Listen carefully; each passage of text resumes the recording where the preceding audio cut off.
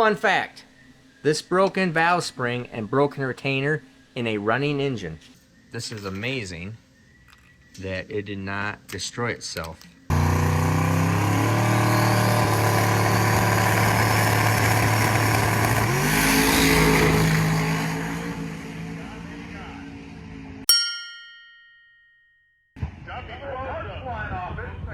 Some part of the thing blew off and he's still in.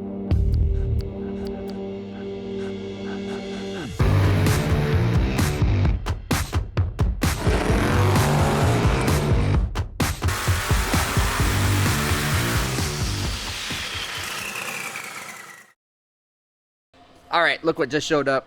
Ned Dunphy's SMX, right out of the Viper. World's most powerful, fastest Viper. I'm pretty sure. Anyways, so this is Wednesday. Thrashing my way through this really quick. We're going to, all we wanted to do is send it up here. Have me just go through it real quick, make sure everything's all cool. Take care of these bad batch of springs, wrong spring that I have on this particular engine. Only this engine. And we're going to probably make this all happen today. Just try and take care of customers as best possible. I do this for everybody.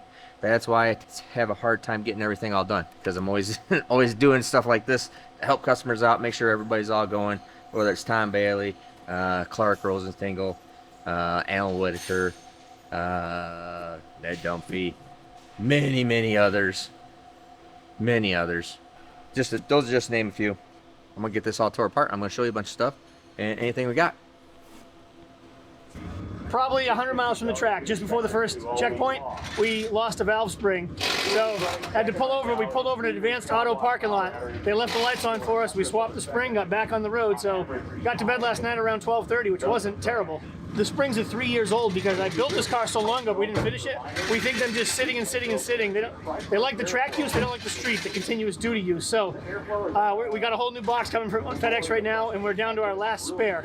So anyways, that's what he's doing right now, is he's lashing valves and putting in new springs. We'll be back on the track hopefully in an hour or two. For last night, when we got it all back together, it was intake came off, as you saw, went flying through the air, I don't know how high. My favorite picture out there, by the way, is the intake and literally 3 birds next to it. And somebody posted, said something like, that old saying of killing 2 birds with 1 stone is killing 3 birds with 1 intake manifold. If my wagon would blow the top manifold off there and tear the front end off the car, I'm telling you right now, I would probably go home. Then bolts it all back on there, duct tapes it on, and takes off. So pretty hardcore. They're going to be, and I think that whole car and those guys, because given what they did today or this week, and trucking through and just bustling through it, they're going to be hard. They're going to be the ones to watch. I gave them all sorts of crap. I said I'm hunting.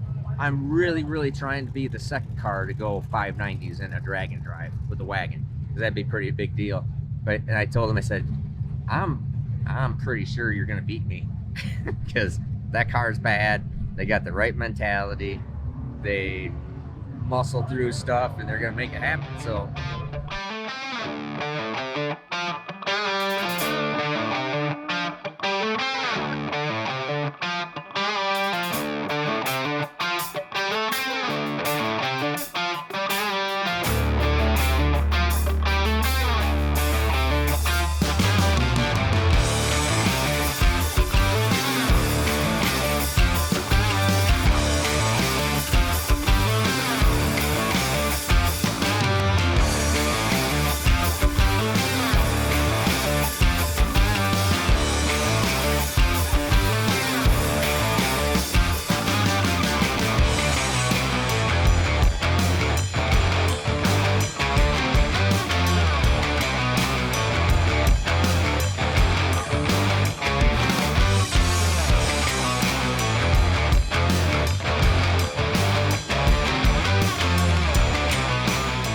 This is Ned Dunphy's SMX. This is Eric Bain's 481X that we built for him. Notice, no X. If it's a 481, a solid engine that we do, that I get the parts from Alan Johnson, that means 481Xs do not have any water in them.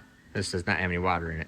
This is back because we're also doing a freshen up, getting this ready for his big race, small tire race, and his in that really pretty red Mustang. Super cool deal. So we're tearing them down at both same time because I need to have them both done this week and get cracking.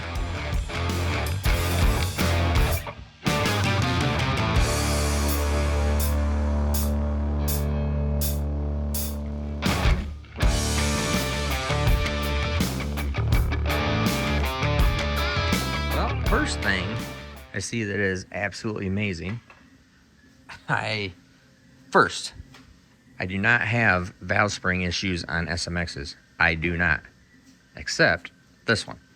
This one has either got had a bad batch of springs or something, because check this out. Now you just saw all I did is take the rocker arms off. This is a broken retainer. This is the second one they had. You can see this thing was running. Right there is the divot from the rocker arm. Rocker arm. This thing was running like this. This is amazing that it did not destroy itself. It is, I don't know what is actually holding the valve up. If it is, there you go. The valve spring is broken. It breaks the retainer right here. And that is freaking crazy. This is the inside of the retainer. Still has a lash cap, everything on it, end of the valve. To be running, to do this and not destroy the engine it's incredible that it can do that. It obviously was running like that. So I think that what was going on was this was just catching enough spring to just make it come up. Happened during the drive. That's when this thing was breaking these, this crap valve spring package, or not package, this crap set of springs, bad springs. Did not have one problem with I've never had this kind of problem, period, with any of my SMX stuff. Just never had it. Nobody there with Alan Whitaker was perfect. Checked the valve lash, and that was it. Clark, checked the valve lash, that was it. Over thousands and thousands of miles, and then all of a sudden I have a problem like this. And I know that this is a certain batch of springs, different part number. Obviously never going to use these again.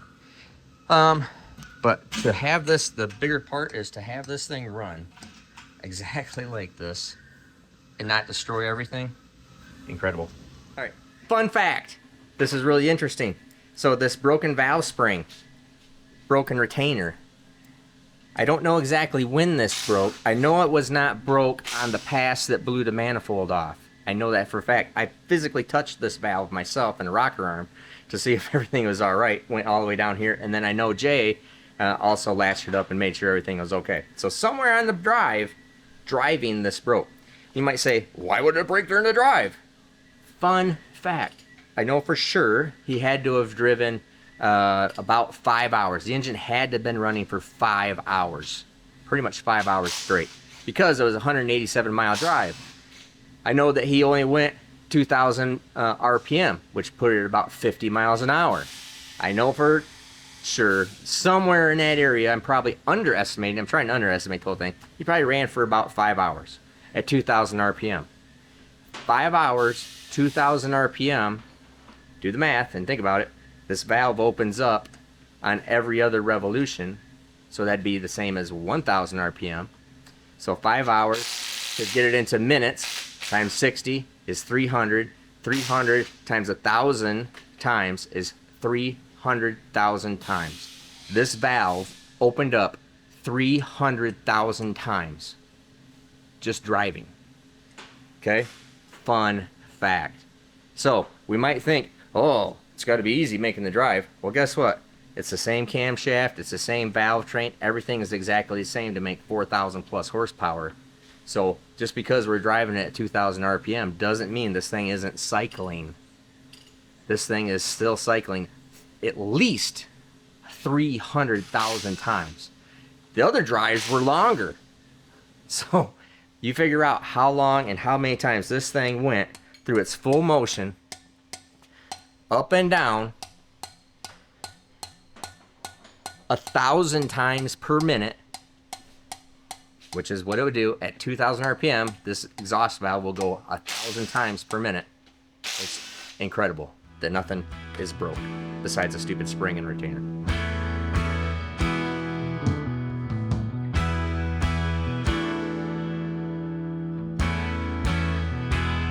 All right, just looking over some valve train stuff here. Obviously that's that broken spring on a number 1 exhaust and retainer. I don't engineer these things to be able to break that in some way, miraculously not drop the valve, not bend it, not destroy everything. Just must be, I don't even know why that is, but that's remarkable. But to be honest, that's not something I specifically engineer, so it will, if it fails, it'll not destroy itself. That's just not something you can do. But everything looks real good here. These 3 rockers just have a little bit of I'm going to replace the adjuster. It's got a little bit of pitting, a little bit of wear in it that I don't like. Push rods all look really good though.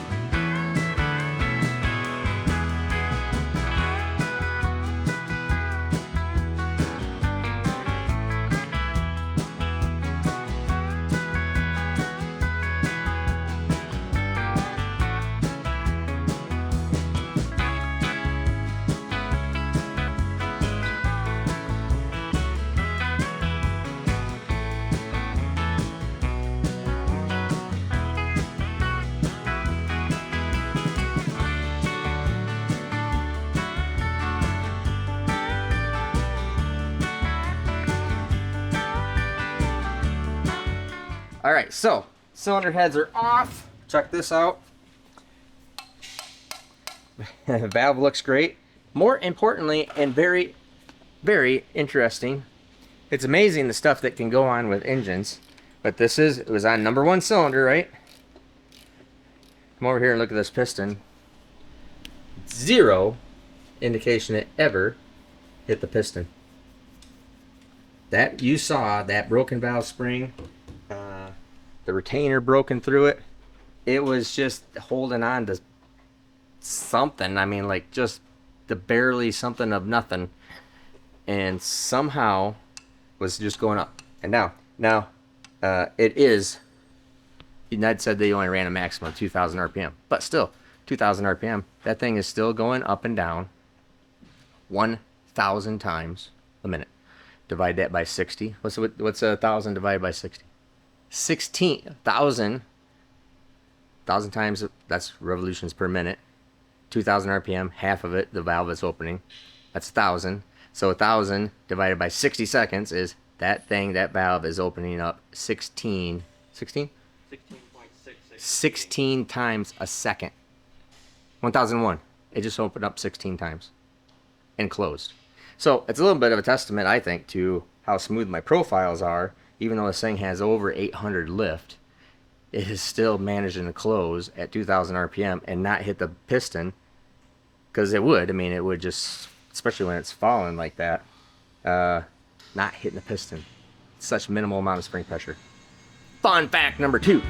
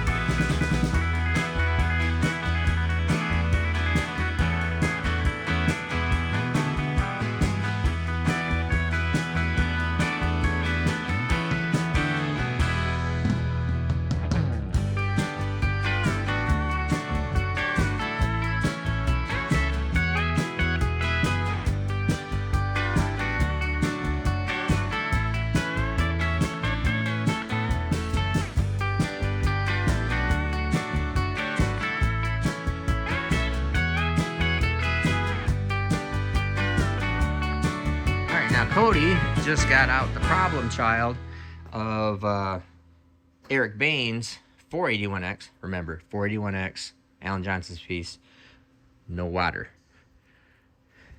SMX, water. Okay? That there is problematic. That there is burned up. I would say, since the tune-up was all looking good, all the tune-up looks really good on the rest of the pistons. Where are they? Right over here. Yeah, everything looks great. You just have one random guy right there that had some kind of tune-up issue, because that is, and it destroyed the connecting rod, everything. So this is a tune-up issue. It's all tore up through here, torched all the way through, right there. For sure, tune-up. Clarified, not tune-up issue, not necessarily, because if it was a tune-up issue, all of them would be hurt, or more of them than one. That's just a single, which means when I say tune-up, that means it's probably got an injector problem. Injector problem, spark plug problem, something like that. But that's why it's here, to get this all fixed. A new set of pistons and rods, and we'll hone the block. Be pretty nice. I mean, bearings still look like $1 million. Even on that rod, the bearings look like $1 million. So that's definitely a probably got an injector problem. Now back to tearing the rest of this apart. I'll show you all the bearings on this, which are looking like great. Pistons look great. They look really nice, oily. Crankshaft looks great so far. So I'm gonna finish taking this part, and then we'll look at that parts.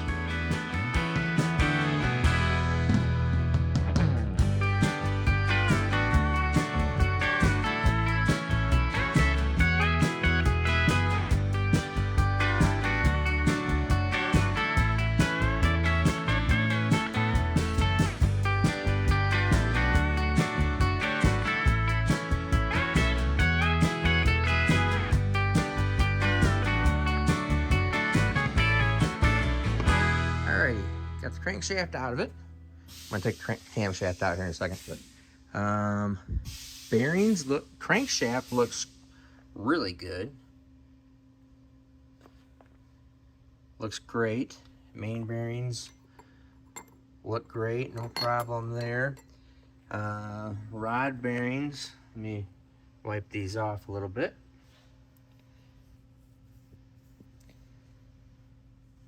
A little funny discoloration, but looks fine. Looks fine. Looks fine. Good. Good. Good. Good. Good. Everything looks real good right through there. So real happy with all of this stuff. The pistons look good. I'll wipe those off. I mean, the skirts look nice. Not all beat up. Sometimes they will get a little beat up, you know. Looks good, looks good. Alright, all that stuff looks pretty darn good. And one thing I don't like here is this thrust bearing. Now this is that rollerized thrust bearing, alright? And, well, there's two things I don't really like here. One, this bearing, something is getting hot. That obviously doesn't look like that normally. It'd be shiny. So something is getting hot.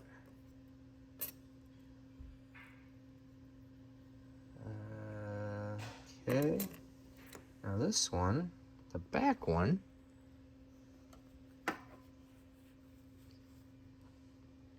is not. The one thing that I notice in this engine is the oil. I'm just gonna send it out and get somebody now that can do analysis on it. It is really blacked up and it stinks. Really stinks. I'm not sure what is going on there. It uses the same oil I use in my wagon, so I'm going to trying to figure out what the heck is going on there. Otherwise, I think, you know, the main bearings look pretty good in this. A little bit of oil on them, but main bearings look good right there. Camshaft is all right. All right. All things said and done, not going to be too big a deal. So we're going to start cleaning up all these parts. I'm going to just touch hone the block, just to make things better. The one thing that try to explain to people is, for example,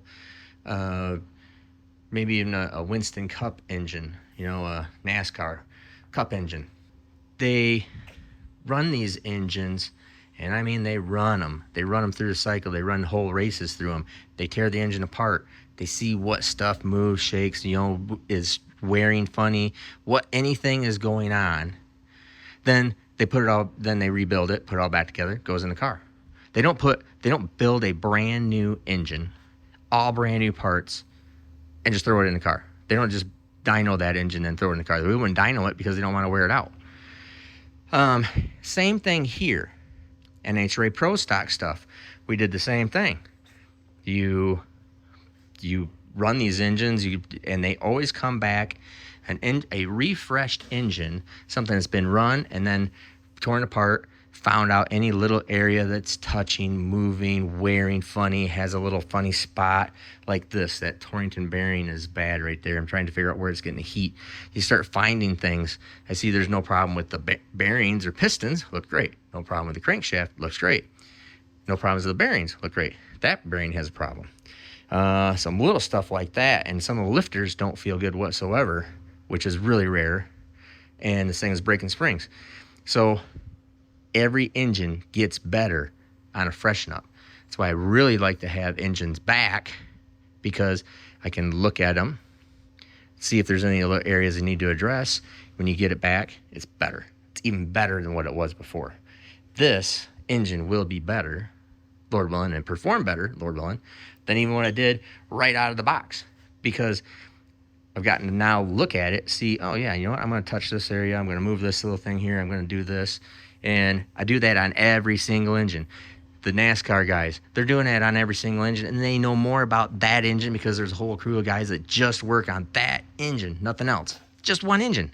I'm working on way too many. Go over here to Bain.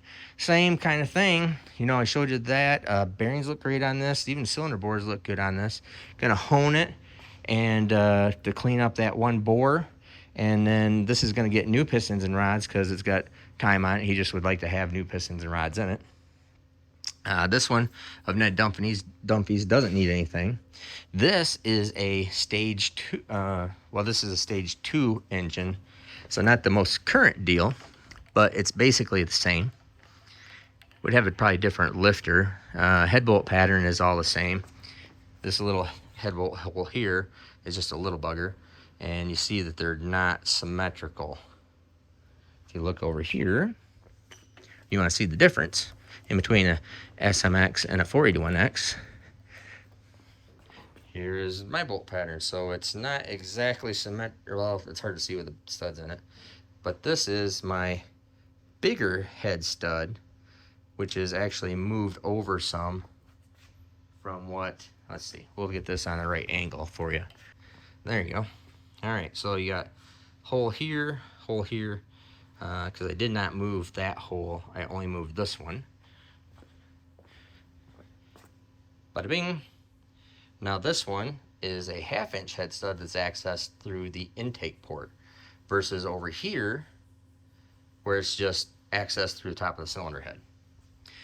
The major difference there, different lifter valley configuration than what this is.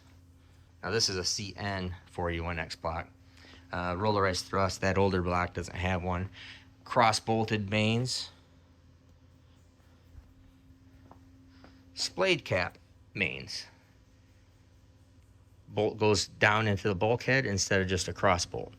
So instead of just having a cross bolt through here, like what is over there, or just having a cross bolt going here straight down, this bolt goes right up, angles up into this meat. I feel that's better. See, cross bolt just goes right straight in. You can see, let's see, what else we got? Well, then cylinder heads obviously different, and obviously all the water jacketing. So anyways, I think we're just going to finish get the camshaft out of it and stuff, and strip the rest of it, and get this thing run through the hone. We're going to touch up the cylinder heads, put the new springs on it, make sure everything is spot on, run the springs through the spring dyno. Then over here, we're putting pistons and rods in this one. This one, we're just putting valve train stuff on it, springs and crap, and should be rocking. So let's get on to clean, hone, and then next I'll show you is assembly.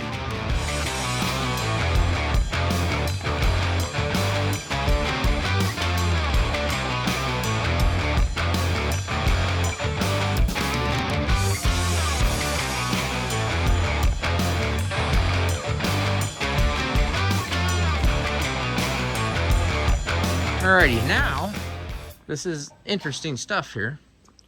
This is the lash cap that was still on the valve. Remember that broken retainer.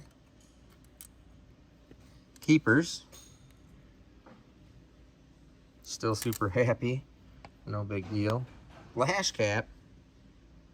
Happy. Now this is a like a sewer lid design. Sorry, my fingers are all dirty, but the lash cap is actually held in by the keepers, all as an assembly. And then here is our piece of retainer. And here's our valve. Let me slide this out a little bit. Whoop. One untouched, just greasy and dirt or oily valve.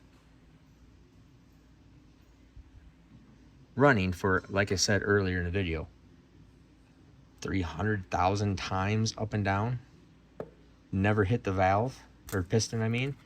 Only it was being, the spring was hitting, the very inner spring was hitting this inner part of the retainer that was left on it just a little bit. Freaking crazy. Alrighty, got the block all done. It's ran it through the hone real quick. I've just got done all cleaning it. Put new main bearings in it. Same rear main seal that's glued in there, so I'm not gonna mess around with that thing. Everything's all cool right here. So gonna start putting the crankshaft in. So first thing you're gonna see me do is start working on the thrust. Working on the thrust bearing and then the rollerized thrust to make sure everything is correct right there. Takes a little bit. Then I'll be putting pistons and rods in. Gonna put new rod bearings in that. But otherwise, thing looks like $1 million. Not gonna change anything else. And so you're just gonna see me start doing the assembly. Now, did have a camshaft problem. Turns out that it really hurt a couple lifters that damaged camshaft. So I'm gonna be putting a new camshaft in it, and I think in fact I'm positive that it's hurt those lifters. The way it hurt it is because there's something going on in the oil, and something right through there. But anyways, a valve train issues, lifters, roller tips, rocker arm fulcrums, bearings, and especially push rod cups, or balls are very sensitive to oil. So if there's any kind of problems right there in oil, and you saw me earlier talk about there's a couple little adjuster balls that were bad, had some markings in them, that 99.9% of the time comes from oil issues. So, but it didn't hurt anything in the bearings, which is interesting. So not a big deal. Just, it's gone through a whole drag week, all the miles, a bunch of passes before, 640 fastest pass at drag week. So really good stuff. In fact, I think it's probably this first fastest pass, and then the first and third, I think. No, fourth, yeah, whatever. Anyways, so we'll just start putting this thing together.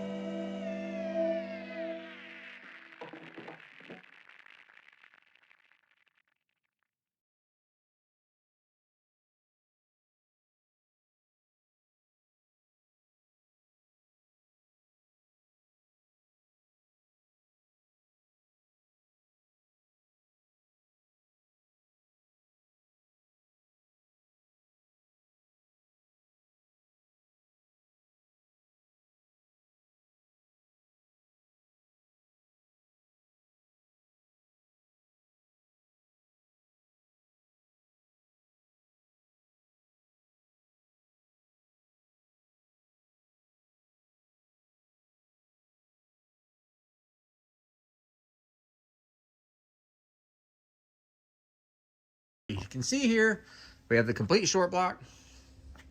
All the fronts on it, verified top dead center. Cam sync should be in exactly where it came off at. Oil pumps on, pans on. Just put the head gaskets on, all the head studs, lifters in. Transfer oil lines in. That's all cool. Now, cylinder heads are all done. We did have one bent intake valve, and since a couple of the valve springs had broken, they broke the inner also, and they kind of dinged up the valve stem just a little bit. And so I wanted to, we asked Ned what he wanted to do. You can polish those up, but they got little dings. You want to just put all new valves in it and use these others for emergency spares. He said, cool, do that. So that's exactly what we did. Brand new valves. Just lapped in the valve job. Everything still looks great after 1,000 some odd miles, I think it is. And what is it? Yeah, it's something like 1,000 miles, something. New springs. And we'll get the these heads on, get the rockers on, and after we get that on, it's actually all done. We'll get the blue covers on, and after that, this thing is done, because RK Racecraft has the intake manifold left over at their shop.